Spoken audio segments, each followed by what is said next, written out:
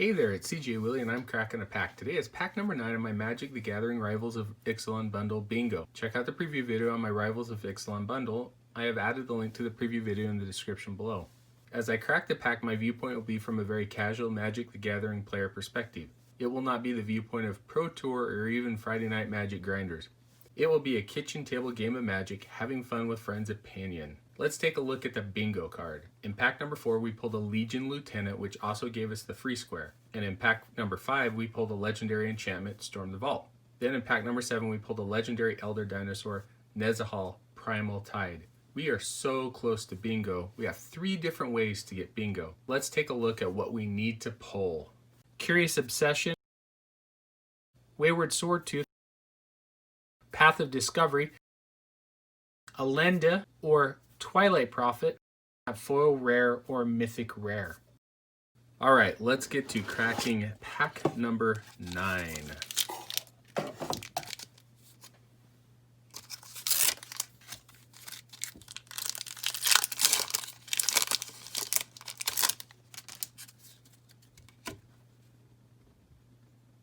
Sailor of Means, 3 mana, 2 and a blue, human pirate at 1/4. When Sailor of Means enters the battlefield, create a colorless treasure artifact token with tap, sacrifice this artifact, add 1 mana of any color to your mana pool.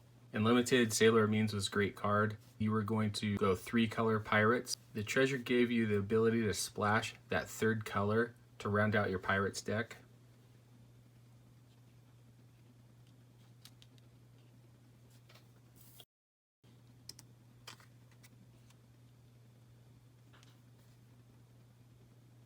Frilled Deathspitter, 3 mana, 2 and a red, dinosaur at 3/2, has Enrage. Whenever Frilled Deathspitter is dealt damage, it deals 2 damage to target opponent. Frilled Deathspitter was a good 3-drop in Limited. With a 3/2 body, whenever it was dealt damage, which usually meant it died, it would deal 2 damage to your opponent.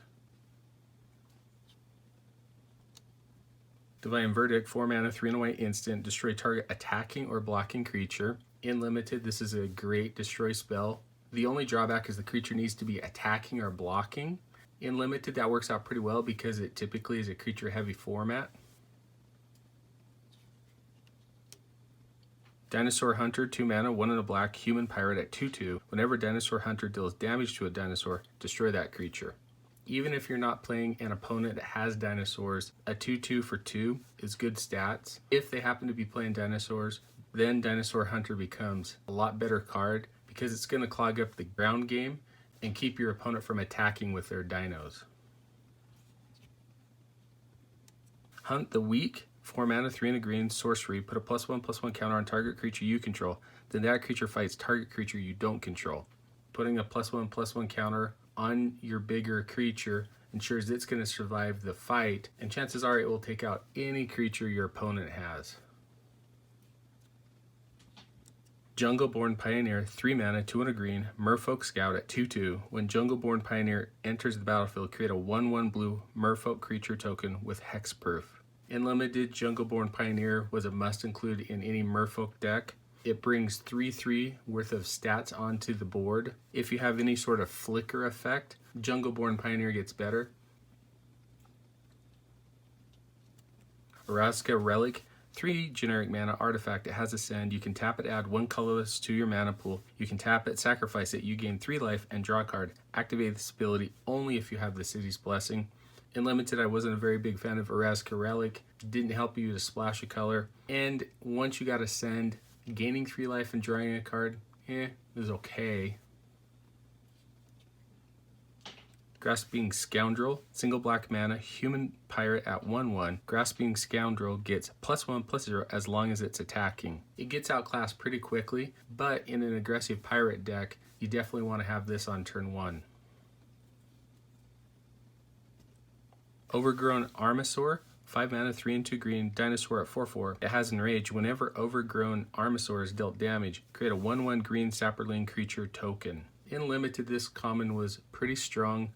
With a 4 toughness, it was relatively easy to ping it or deal damage to it and create a good group of 1/1 green Saproling creature tokens.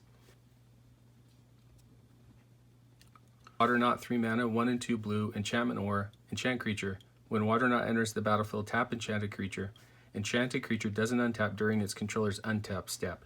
In Limited, this is the best blue removal you're going to get. My game plan with Water Knot was always to hold it until later on in the game. Then when your opponent played their bomb or bigger creature, slap Water Knot on it and shut it down. First uncommon is Cherished Hatchling, 2 mana, 1 and a green dinosaur at 2/1. When Cherished Hatchling dies, you may cast dinosaur spells this turn as though they had flash. And whenever you cast a dinosaur spell this turn, it gains, when this creature enters the battlefield, you may have it fight another target creature.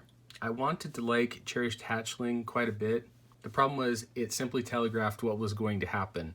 Your opponent knew that if Cherished Hatchling died, you were holding on to a bigger dinosaur that you would flash in and take out one of their creatures. On the flip side, because of that, it was really easy to have Cherished Hatchling attack over and over.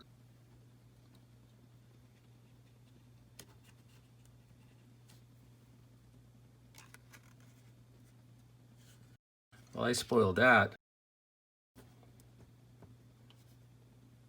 Not only do we have bingo, hooray, but I really messed it up by fumbling the cards. For a single blue mana, Curious Obsession is an enchantment aura. Enchanted creature gets +1/+1 and has, whenever this creature deals combat damage to a player, you may draw a card. At the beginning of your end step, if you didn't attack with a creature this turn, sacrifice Curious Obsession.